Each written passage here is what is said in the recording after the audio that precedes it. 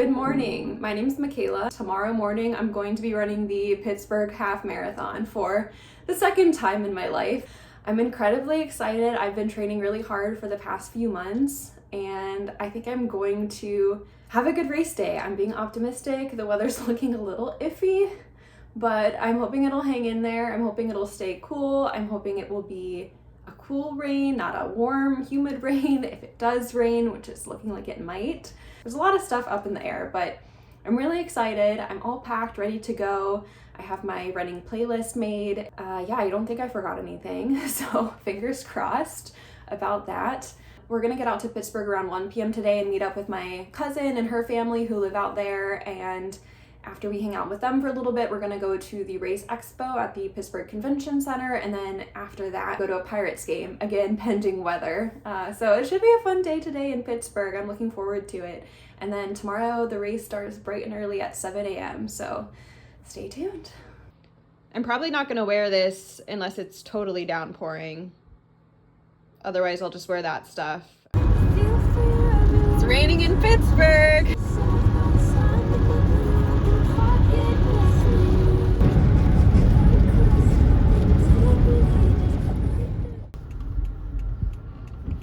All these people are trying to get into the exit. Hey, we're here to sign her up for the race. Yeah.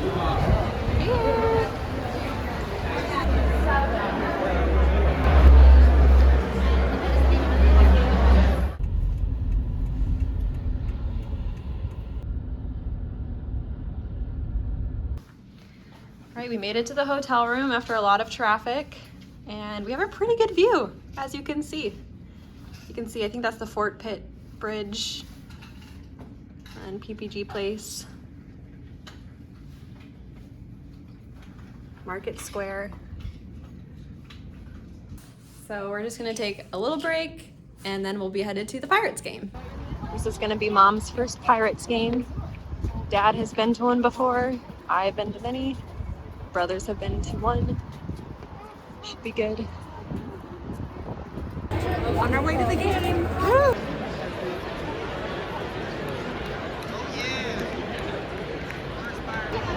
I think it's just Our first base camera. And Max does spot the cow. He will win the 8-year supply of Get Set, Go!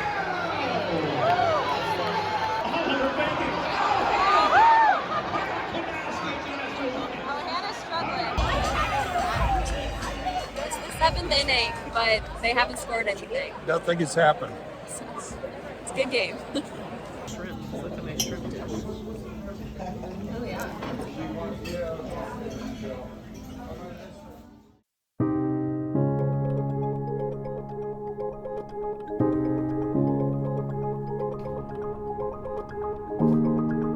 It's officially race day, and it's probably gonna be storming, but it's fine. Good luck, Kay. It's gonna be rainy.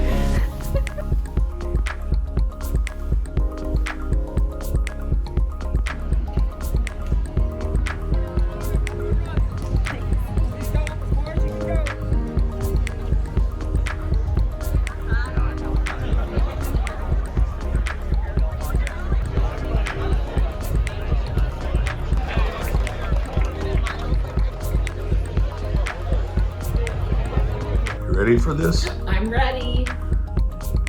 Not sure how I'm feeling about it. Your weight, though. This is 2 hours before I get up.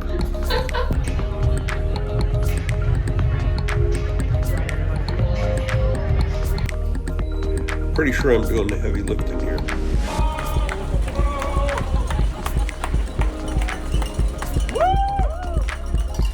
Mile 2.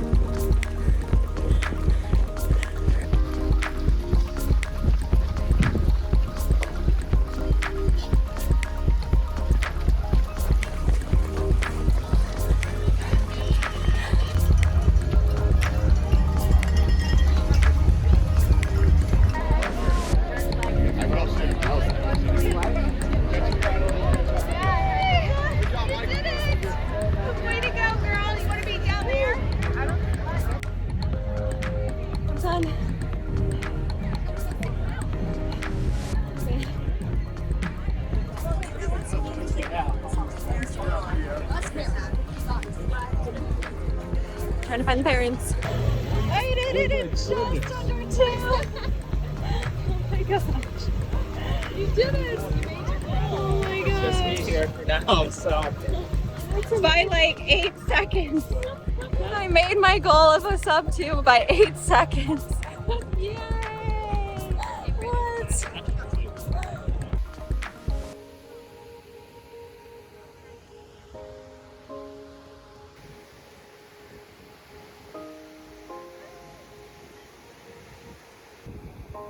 That's cool.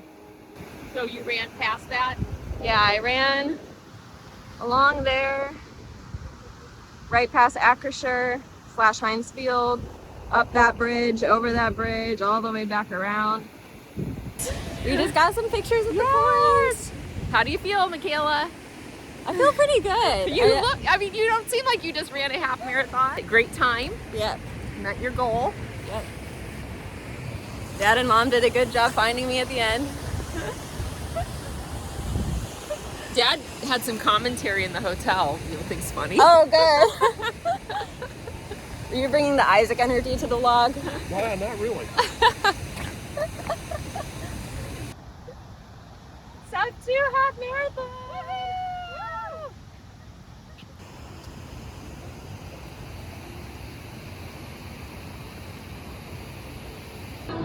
I got some cool videos while I was running too. Oh, yeah. Oh, pretty.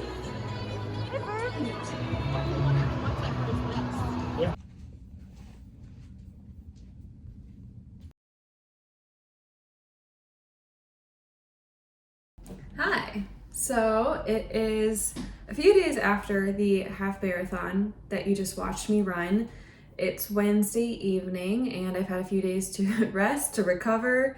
My muscles are feeling a little bit better now than they were the last few days, so that's good. I think we're moving in the right direction. To close out the race day vlog, I just wanted to do a little bit of a recap of the race day, how it went, how I felt. So I set my alarm and woke up at 4:30 because I knew I wanted at least 2 hours between eating my breakfast and having my coffee and the race. I made oatmeal in the little hotel room microwave with half of a banana and a couple of chocolate chips. And then I had some leftover coffee that I had made the day before. So it was kind of like my own typical homemade coffee, just kind of in cold brew form. I ate it in the bathroom so I wasn't bothering my parents who were staying in the hotel with me. And then after I had my breakfast, I went back to bed for a little bit. The hotel was only a 5-minute walk from the start line, which was amazing. So really I was able to stay in the hotel up until like right around 6:30. And then from there I walked to the start line. I was in Corral B. So I guess the second corral. I don't know how many corrals they had. It had just kind of started raining, so I did decide to wear the black rain jacket that if you watch my training videos, you saw me run in all the time over the last few months. And so I was debating between wearing that rain jacket, knowing that I would hopefully encounter my parents and be able to give it to them at some point during the race, versus going to the start line in what a lot of people do, like use a trash bag or something else to kind of keep them dry up until the last second. Based on the radar, it was going to be raining pretty hard for the first, I don't know, 30-ish minutes of the race. I decided to just wear my black rain jacket.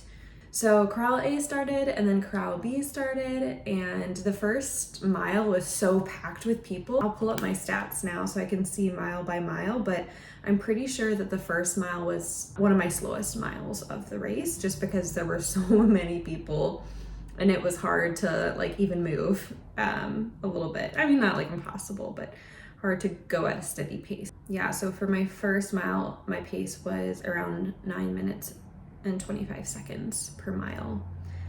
Around mile 2, I feel like I started to hit my stride and things kind of opened up, spaced out. We went over the first bridge. So one of the cool things about the Pittsburgh half marathon and marathon, I guess, as well, is that you cross over all 3 of the rivers that are in the city.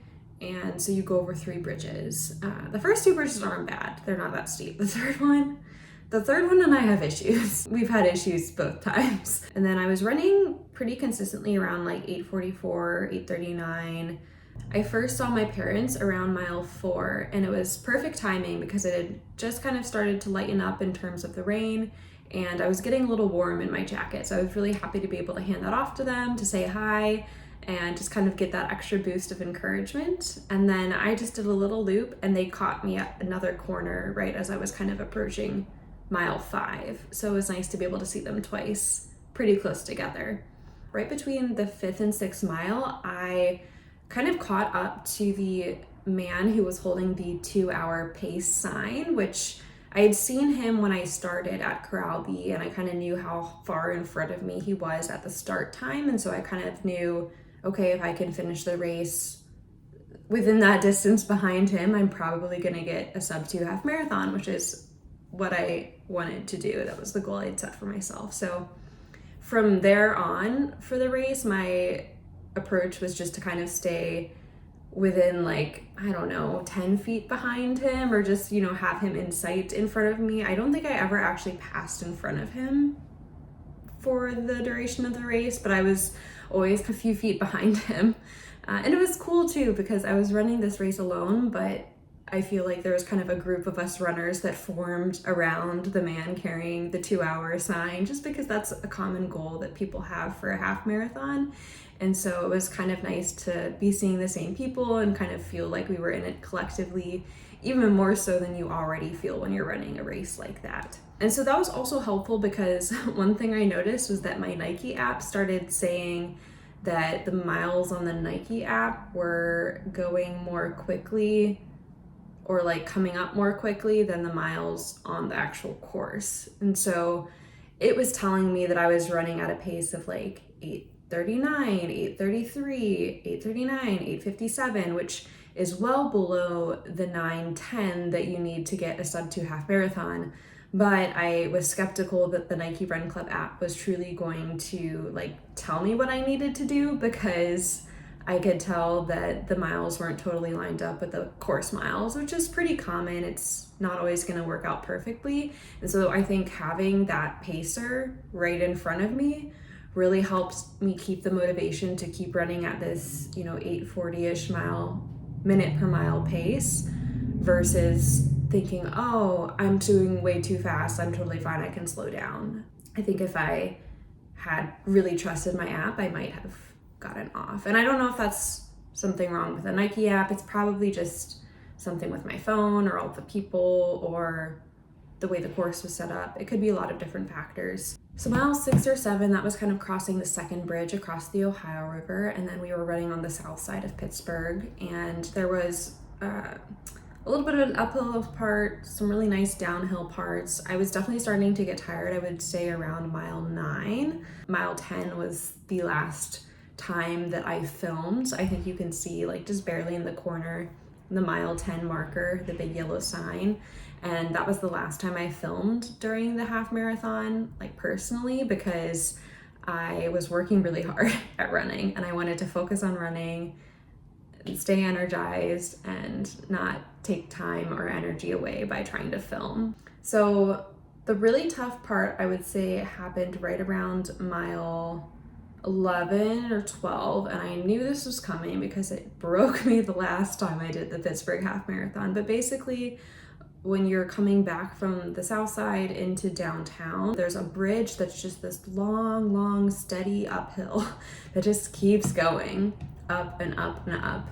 And even after you get off the bridge, there's like more steep uphill before you get into the big downhill to downtown. And so I really slowed down for that portion. I think my pace slowed down all the way to 10:24 in mile 12, and I did walk a little bit in mile 12. I probably walked, 30 feet or something, 30 to 50 feet up the last little bit of uphill before the last downhill part. I was really tired at that point that I was going to allow myself to walk that and then just really run hard for mile 13, knowing that it was almost exclusively downhill or flat and was the last mile. And so I did that, and then mile 13 I ran in 8 minutes and 27 seconds.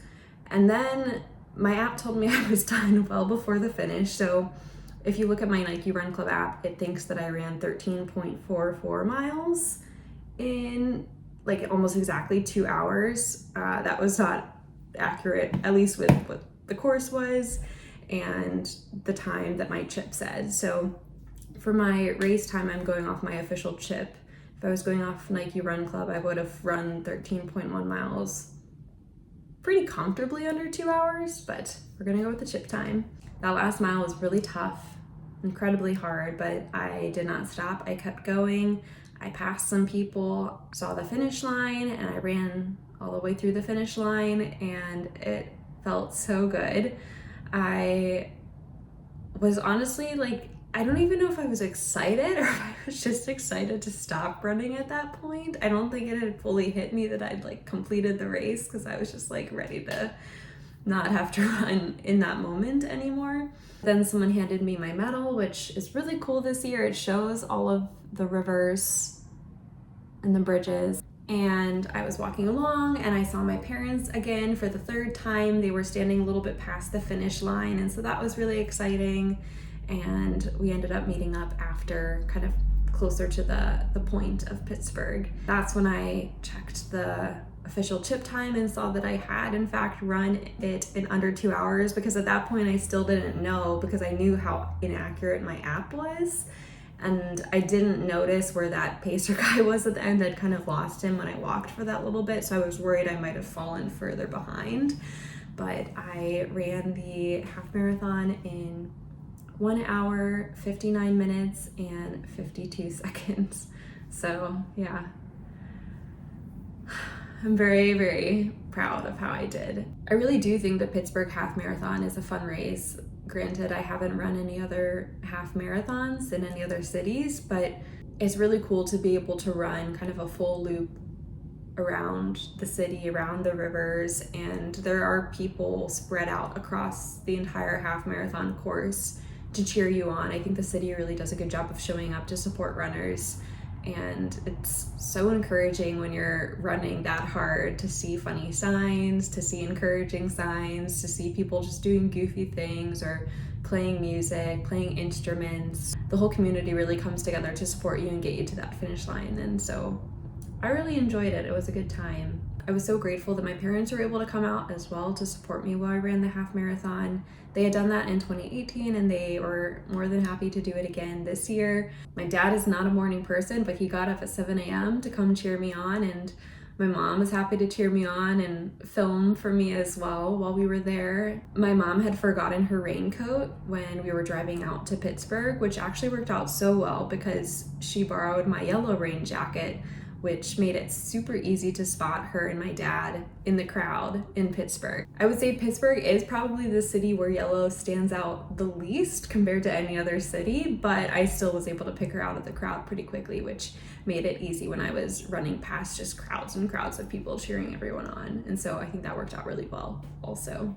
After the race, we went back to the hotel. They had given all of the runners who had checked in a late checkout, which was really helpful, so I was able to shower and just like crash in the hotel bed and not move for about a half an hour or so. And then we went out to the Oakland neighborhood of Pittsburgh and met up with one of my friends from college who I'd actually run the half marathon with back in 2018, and so that was really nice to catch up. From there we left and came back to Cleveland, and yeah, I've just been recuperating, trying to stretch. I've been struggling to walk up and down stairs a little bit. I think mostly my quads are what are really tight, and so I've been working on that. I don't have any plans to sign up for races or to record any of my running in the near future, so if you've enjoyed watching these videos, I'm sorry, there probably won't be any more for a long time, but I have a lot of other fun things coming up. I have a really big trip coming up at the end of May where I'm going to be backpacking, and so if you like that kind of thing, make sure you subscribe, stay tuned. I really appreciate all of the support. If you've been watching, following along, leaving kind comments, it really means so much to me, and I truly did think about the community that supported me both in person and online when I was at that mile 9, mile 10, mile 11 point, and I was feeling pretty beat, and it did help push me to keep going thinking about my goal, thinking about all the work that I'd put in and shared. And so I'm really grateful for all of you who've been supportive of this running journey. Hopefully it can inspire some of you to get out, to set a goal, to meet a goal, whatever that goal may be. It's fun to work towards something. I think that's kind of the moral of the story. I think that's why people sign up for races. It's really just having something to work towards and being able to achieve that thing, and feel supported in doing so. So hopefully you can find that thing. And yeah, I've been rambling for a really long time now, but I'm putting this at the end of the video. So if you're still here, you're still here. And thank you, and have a nice night or day. Okay, bye.